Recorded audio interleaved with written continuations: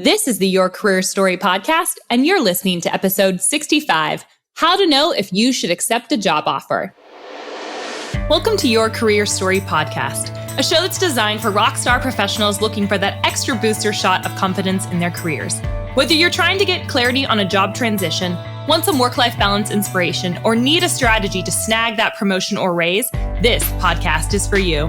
I'm your host, Jenna Viviano, ex-Wall Streeter turned startup junkie who now coaches hundreds of clients, empowering them to take back control of the job search and land their dream job.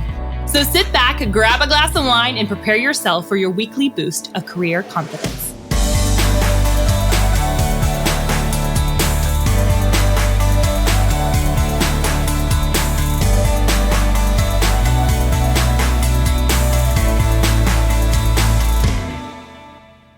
Hello, friends, and welcome back to another episode of the Your Career Story podcast. I am so excited to be with you here today. Today's episode, we're doing something a little bit different. So I have the privilege of inviting one of my Recruit the Employer students on today's podcast. And she was somebody who received a job offer right in the midst of Corona. And she is on today talking a little bit about how she went about her decision to accept that offer. I think a lot of us, quite frankly, get really overwhelmed when we actually get an offer. We're excited about it, but then we're thinking to ourselves, is it better to stay comfortable with the devil that we know versus going somewhere new to the devil that we don't? And so she's going to walk you through her process of how she actually decided for her and her family what was the right career move for her. So I'm super excited for you to hear more about her story. But again, she was a part of the Recruit the Employer class. She's a student of mine. She is amazing. I admire her so much. She's so talented. Just to let you guys know, next week, we are actually releasing Recruit the Employer, the course. And so you're going to have access to the system that helped Anne get this job that she now has, that helped her transform her mindset around her career and how she's looking forward into the future. And so I'm just really excited to share with you this conversation that I had with my friend, Anne. All right, friends, I am super excited today. I have a student of mine, but also just a friend, quite frankly. Her name is Anne, and she is here today to talk to us a little bit about how to know if you should accept a job offer. So Anne, tell us where in the world you are quarantining from. Awesome. Hi. Thank you so much for having me. I am such a Jenna fan in all the ways, so this is just a delight. I am in Portland, Oregon, which is really all not a bad place to be quarantined. So it's been good. Yeah, I love it. Well, you recently went through a job transition. So in the midst of Corona, you went through a job transition. Can you share a little bit? It's a lot different. The job that you're doing now is a lot different than, or would you say it's a lot different than your first inclination of what you thought your career was going to look like? Walk us through a little bit of that journey, because I think it's going to really help people listen that one, you can make pivots in your career and it's totally fine. And two, like your journey is just helpful for other people to hear. So tell me a little bit about where you started out. Awesome. Yes. No, I feel like at this point I've made so many pivots. I just this is the name of the game, but I certainly know along the way there's been a lot I've learned through that. So I originally went to school. I was a physics and astronomy major and a geology minor. Which is so cool to me, honestly. Oh, thank you. When I was doing your resume, I was like, oh my goodness, like she's so impressive. Oh, man, if only I could remember any of the calculus that I learned. Not that I would need it, but anyway. So I graduated college just assuming I was going to be a scientist, that I was going to go to grad school, that I was going to be an astronomer, and that's what I was going to do. So after I graduated, I was living in Brazil. I had a Fulbright scholarship to do some research, which was such an incredible experience and opportunity. But when I was down there, I just kind of started to get a little bit of a niggle that this maybe was not the right long-term career fit for me. I tended to be a little bit more kind of social and enjoy some of the aspects of what I was doing. I sometimes felt like I didn't always fit in. And in hindsight, I think some of that was definitely imposter syndrome. But there was also a piece where I think I realized that I might want to do something a little bit different. So I randomly moved to San Francisco, kind of after that. And so it was just a total random move? It wasn't totally random. It was, I had some connections there. There were some things, but random in terms of wasn't there for a career, or I had some kind of master plan. It was kind of here's this opportunity, I'm moving, and then we'll kind of see what happens next in my career after I was already there. Cool. So I got a job at the British consulate there. They had a job on Craigslist, which I wouldn't have thought. That's where they posted jobs. So random. I know. Also, what were you doing on Craigslist searching for jobs? I find that so... I know, it was like 2009. So that's where you looked for jobs. Yeah, I guess so.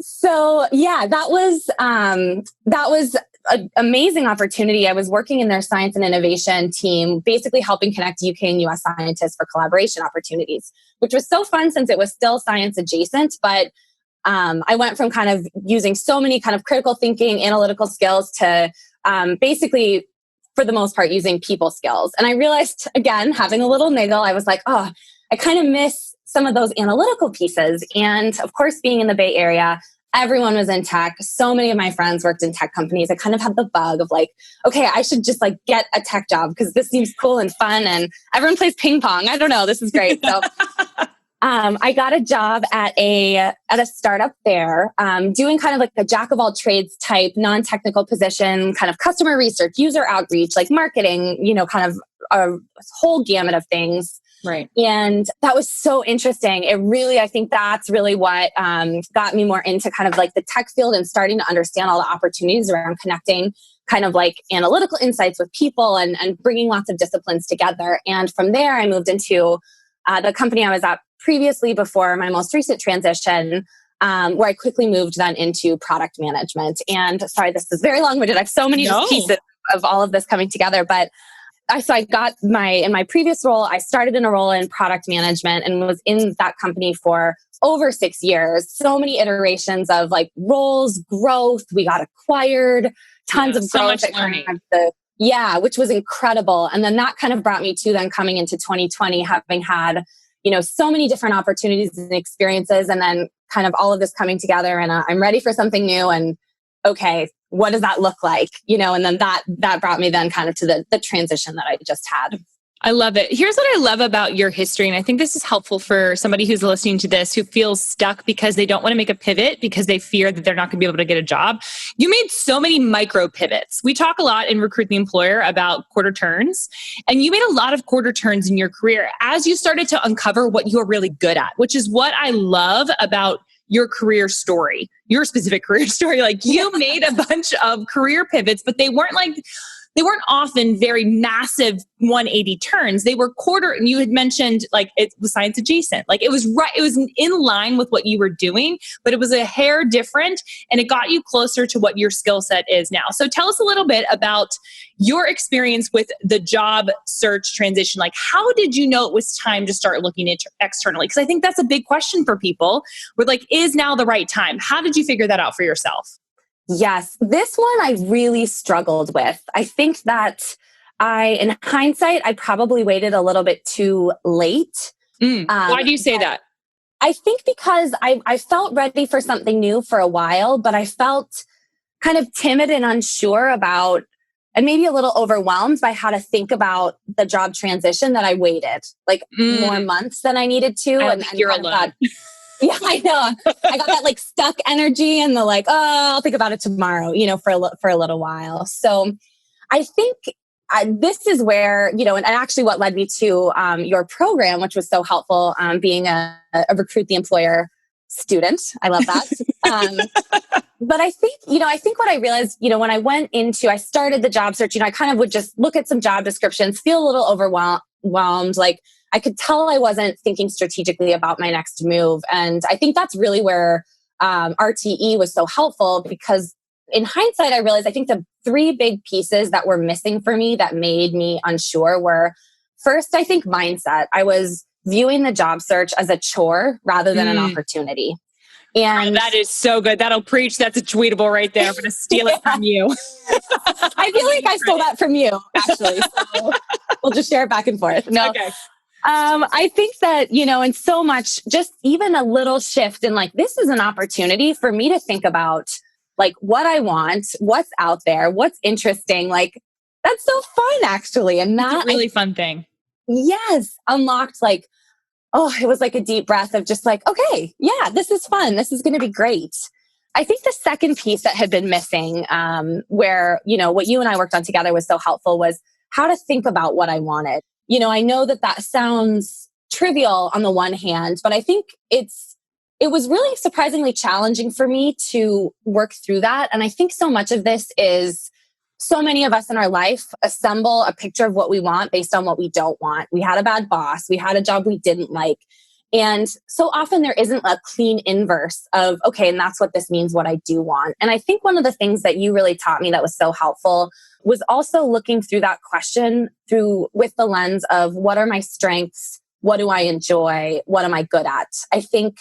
I know there's a stat that you've mentioned on this podcast as well. We've talked about before around how, women only apply if they're 100% qualified, men if they're 60% or whatever the number is. The discrepancy is huge, so it doesn't even matter. Yes, exactly. And I think that there's a piece of that trickles into the way that me individually, maybe women everywhere, would think about themselves, where I was so fixated on what I couldn't do rather than what I could do.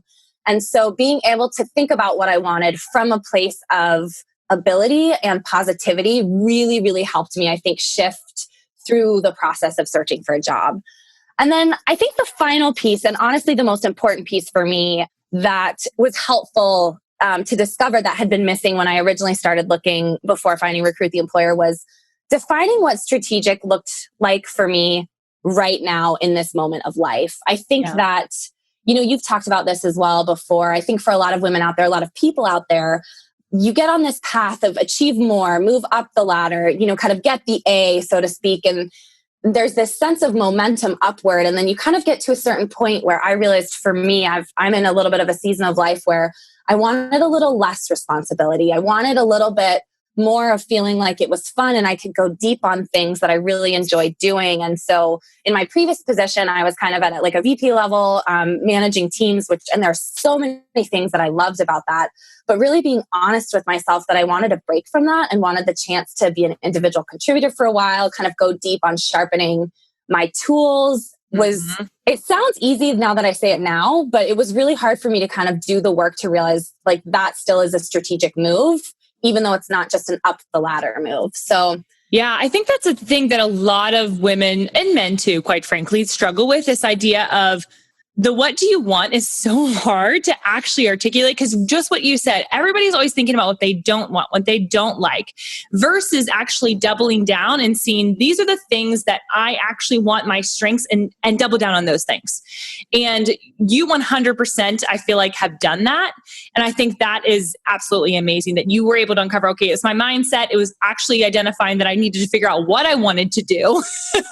And then finally, strategic doesn't have to always look like moving up the ladder. It can look like, because here's the thing about, and we've talked about this, but strategy also involves your lifestyle, right? Like your lifestyle is very much a part of your career. So if you pretend like that's not a real thing, you're doing yourself and your family a disservice. And you were able to recognize at your stage of life, you wanted that tone to look a little different at home and at work so that you could be present in both places. Would you say that's correct? Absolutely. Yeah. It's just hard.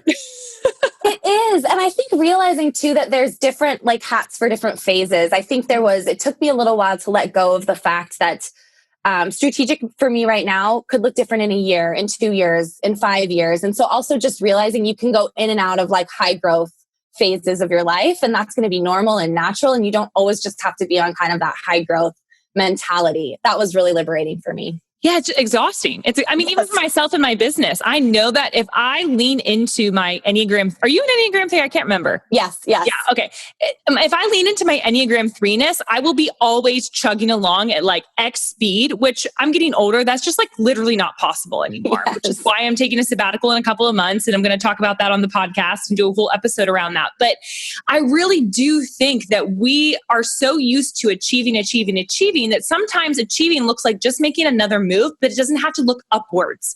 It can look like you're just making something strategic that's going to give you more opportunities for the future. And that's exactly what you did. Are you absolutely frustrated with your job search? You apply online and hear nothing back. Or worse, you get a "thank you very much for applying, but we decided to go a different way." What? Did anyone even look at your resume? You have no idea what you did wrong, and you want to know exactly how to hack this crazy system. Well, friend, I have got you covered. Wouldn't it be great to have hiring managers run after you? Wouldn't it be fabulous if your job search was a heck of a lot easier? And wouldn't it be absolutely spectacular if you could get inside a hiring manager's head and figure out exactly what they want from you? That is why I created my free training, 3 Secrets to Becoming an Irresistible Hire: How to Get Hiring Managers and Recruiters to Fight Over You. If you're looking to understand what the heck recruiters want and how to be seen as the only person for the job, you need to check out this free training. Head on over to www.jennaviviano.com/masterclass to sign up. This training is compiled from my years of experience working with mid to senior level women. I've worked with a lot of women and I know what works and what doesn't. So in this free masterclass, I will walk you through, number 1, where you're getting stuck and why you aren't getting traction. Number 2, the behind the scenes reasons why an employer isn't picking up your resume. Number 3, how to sell yourself in a non-sleazy way so that hiring managers come running after you. Plus, for those of you that hop on live, I have an extra special bonus just for you. 3 Secrets to Becoming an Irresistible Hire will show you what you're doing wrong and exactly what you need to change so that hiring managers and recruiters fight over you, instead of you blindly applying online and hoping something sticks to the wall. Again, head on over to www.jennaviviano.com/masterclass to sign up for this free training today. I can't wait to see you in there. So you finally decided, okay, it was time to start looking externally. There were some things that were happening behind the scenes. Tell me a little bit about how did you start scout companies or for jobs? Obviously, we have a system in the program, but tell me a little bit about what you looked for in those companies for you specifically. Like what was important to you? Yes, I think, and I will say this is an area where I definitely had started looking for job descriptions. And that was like a spaghetti against the wall approach that I learned quite quickly that like there was a better way. And the framework that you kind of shared and walked me through was so helpful to kind of reorganize, my process around that. I think for me, the thing that was so important and tying this back to what strategic looked like at this phase of my life, I really knew I wanted a remote first position, which is so funny to think about now because this was like right? You're ahead of your time. Yes, I know. Which of course feels like so fortunate and lucky now, but that has worked just so well for me. My position was remote, and at this phase of life, it's just been so helpful to be in a remote position and to be in a company that really, really emphasized culture and people. That was really important. And that paired with some of the things that I was interested in that I mentioned around being able to kind of go deep within my discipline, being an individual contributor and kind of thinking about that route is kind of the framework then that I was looking for jobs for within. Can I pause real quick? How did you define culture? Because I think that's everybody says that, right? And everybody's culture and people looks different, to be honest. Now, a lot of people will say some generic things. So what, if you could pinpoint maybe 1 or 2 things, what would you say how you defined them caring about culture and people? What does that tangibly look like for you? Yes. I think, so I'm reading this really good book right now by Simon Sinek. I never said his last name out. The Infinite Game. Oh, yes, his new one. Yes. Oh, yes. My goodness. I haven't read it yet. It's amazing. And I'm actually just going to quote him. And of course, even though I hadn't read the book at the time I was looking for the job, I feel like the way he frames this is very much in line with how I was thinking about this or what I was looking for, which he basically talks about how kind of infinite-minded companies and organizations are not there to optimize for short-term profits, short-term deliverables, but about achieving a mission and a vision that is bigger than any one single person there. And they're going to put customers and employees before shareholders is essentially kind of how he breaks it down. There's a lot more nuance. He goes into this amazing detail. I really recommend the book. It's excellent.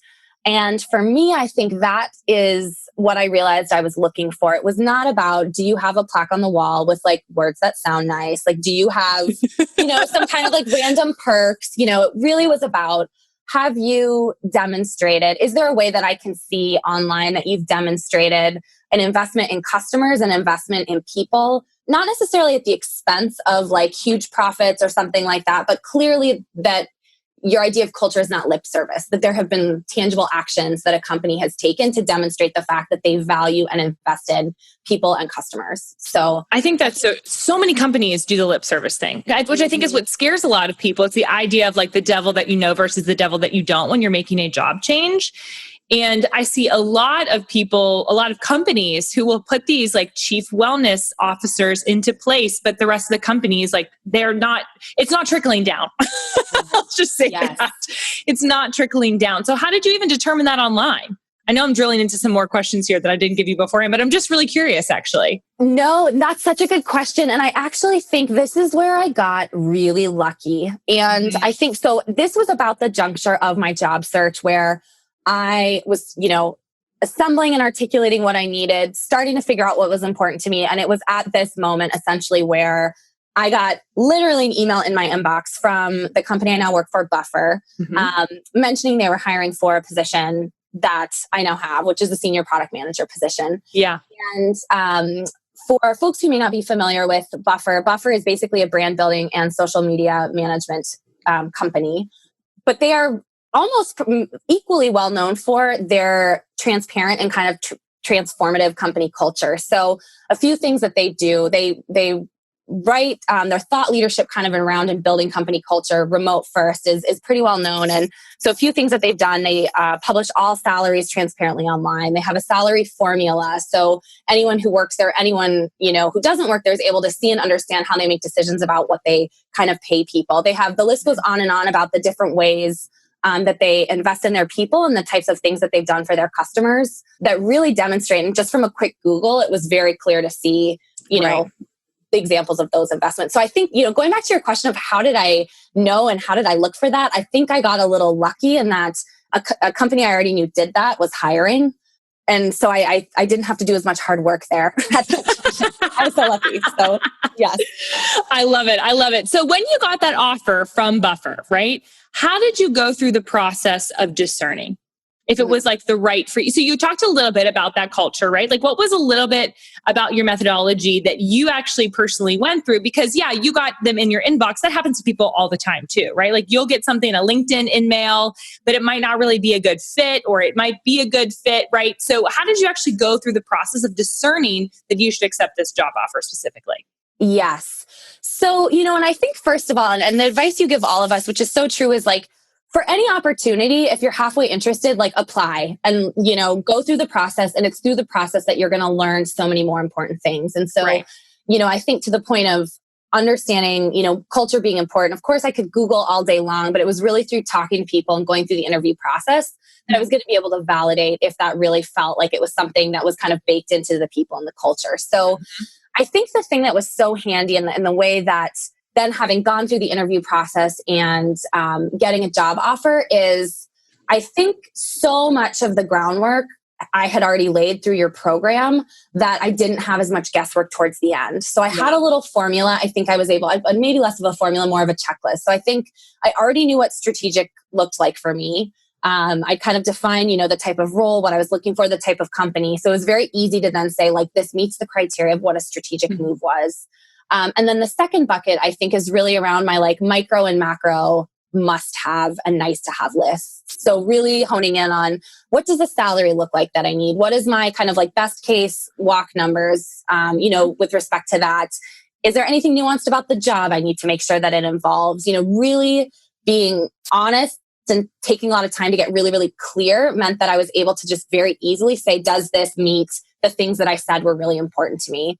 And that was hugely helpful because I think then it means it's so tempting in those moments to, I think, potentially want to shoehorn an offer into like your life rather than saying like really outlining and saying, this is what's important. I'm not going to compromise. And then it just makes the whole process so much easier. So I know you and I were talking about this the other day, but again, Buffer being the incredible company that they are, they laid out everything around, kind of the compensation package, how growth is evaluated. And I think, you and I were mentioning too that how this is the first time you've ever advocated that someone didn't have to kind of negotiate and push because like they already were so generous and incredible in setting all this up. So yeah, I think it was an amazing, and I think another thing just to point on where if you're listening to this and you're like, oh my gosh, you're right. She was lucky. She got someone to come in the door. Here's what I do want to pause and say that you were not just lucky. You started to put the work in and make that momentum go forward, investing in the program, starting to do the work around it. And that is like a magnet of attraction. And so I don't know if you agree with that, but I personally have seen that with other people where you're starting to do that work and things start to pop up because you're putting momentum in that direction. What do you think about that? I completely agree. And I don't think that I would have been nearly successful. I think had I not gone through the Recruit the Employer program, I think so much of it too, you're right. There is so much around like momentum. It's like my husband always says with sports, it's about momentum. I feel like the same is true. Same is true in your career. But I think there's something really, at least I think, to be said for doing all that work. And I think that there is like, what is the luck is preparation meets opportunity. Mm-hmm. And this is like the Recruit the Employer preparation, I think really then helped unlock the opportunity to a depth that I wouldn't have been able to had I not gone through that. So how do you feel like mindset plays into all of this? So we've talked a little bit about, you've gone through this process. Mindset's a really big piece that I feel like so many women don't tap into. Has that been your experience? Like, have you talked a lot about mindset in your life, in your career? How has that impacted it? And how do you think that impacted your positive kind of job offer with Buffer? Yes. This actually surprised me at how impactful this was. Not that I wasn't aware of mindset, but I think it was something that I was not actively investing in and thinking of as a muscle. I sort of thought of it as just this thing that is there that maybe you don't really do anything with it. Or that it doesn't actually work. I think that was my perception when I was younger. It was like, mindset's like, oh yeah, we know we can change our mind and our thought patterns and our beliefs. And I was like, yeah, that doesn't really work. And then I actually had it work for me. And I was like, holy crap. That's when I hit my multiple six figures. That's when I got all these opportunities that kept coming to me. And I felt like I really unlocked something because my belief structure changed. So yes, I think so. There was, I think the foundational piece of just being aware of my mindset and tuning it to my advantage. And I think, we talked about this already, but seeing it as fun, that was amazing. Like, it sounds simple, but it was just, that really, I think, unlocked a whole new depth with which I was able to go through and enjoy the process. And then I think it really focusing on approaching this from a place of introspection and awareness of what I was good at. And I know that ties back to what we talked about before as well. That was transformative. So a fun experience, basically looking at this as a fun experience to understand what opportunities were out there and think about what I was good at. Again, those such simple concepts transformed my job search and my career transition experience. Absolutely. How do you feel like limiting belief stuff played into that? Yes. I think, I mentioned this earlier too, at feeling previous points in my career, some imposter syndrome. And I know everyone goes through this in certain ways. I think for me, it came around thinking about, what I mentioned, where sometimes it felt really easy to be aware of what I couldn't do, or you look at a job description, you're like, oh, I can't do that one thing, as opposed to being like, look at these 9 other things that I can do and I'm great at. And I think that what I feel fortunate about as it relates to limiting beliefs, because I know when we talked a lot about this, sometimes you feel like you're like, oh, this is a lot of work. I have to go deep and really unpack and and honestly, sometimes it's just about just reframing it and oh, here's what I'm good at rather than here's what I'm not good at. And just really simple, small things made the biggest difference, I think, as part of that. I think a lot of people think you have to, like you mentioned, unpack. You're going to be there for a month. Sometimes you're just there overnight. It's okay. Yes. You're just unpacking for the night, and then you have your one-nighter bag. That's it. Yes, I know. You don't need to be there and camp out for a month and bring in a whole different, all of your clothes out of your closet. You just really have to be there sometimes for a night, and just being aware of those mindset and where they're holding you back and how to rewire your brain, I feel is one of the things that I wish companies almost taught people how to do better, because I feel like it would make them better employees as well. Yes. That's so true. And I think too, there's so much about, one of the things that's interesting, I think, is that this isn't really a skill. I think you've mentioned this as well, that you think about that you need to invest in necessarily. Because you're like, oh, I know how to look for jobs. You just Google jobs and you click around and really starting to understand that that's there's a much, much better way to do that, I think, is one of the things that I wish someone had taught me, or I wish I would have found a program like this much earlier in my career, because it really is so relevant. I think this is, and I know I always joke with you, this was not about this job change. This wasn't how to get a new job. This was how to transform how I think about my career now and in the future. And that, to me, the value of the long-term benefit and shifting how I think about my strengths, how I think about what's fun, how I think about what's strategic. I think having your words in my mind, I know in our RTE class, we always joke about like little Jenna on our shoulder giving us advice. But just as that it's so helpful to have like your words and your framings now to help me better understand the lens through which I have looked at. And now I'm better able to look at my career. You're awesome. Thank you so much. Thank you. I feel like that was a mic drop moment. I don't even have any other questions for you. I am just so proud of you and the success that you've had in your career and your willingness to be open, your willingness to be vulnerable, and your willingness to actually take a chance on yourself. I think those are the biggest things that we as women, if we're looking to grow in our careers, growth can go sideways and vertically. It doesn't always have to go vertically. And you've shown that putting the work in, changing your mindset and doing that quote unquote hard work, but making it fun can really make a difference in your career for the long term. So I am so grateful for you. I want to thank you for hopping on here. I know we're on a Saturday, guys, and she's hopping on here. Oh, this is great. So we can record this for you guys. And so you can feel a little bit more comfort around if you're struggling to make a job transition or if you have a couple offers maybe in front of you right now, that's amazing. How do you actually go through the process of discerning what's right for you? I hope Anne's story was really encouraging for you. And where can somebody connect with you? Maybe perhaps LinkedIn? Yeah, LinkedIn's a great spot. I'm Anne Sweet, Senior Product Manager at Buffer. Ooh, feel like working on my personal brand. Like you're helping. I love it. I love it. Awesome, guys. Well, thank you so much for listening. And I will be seeing you on next week's episode where we're actually going to release Recruit the Employer, the course. Thanks so much.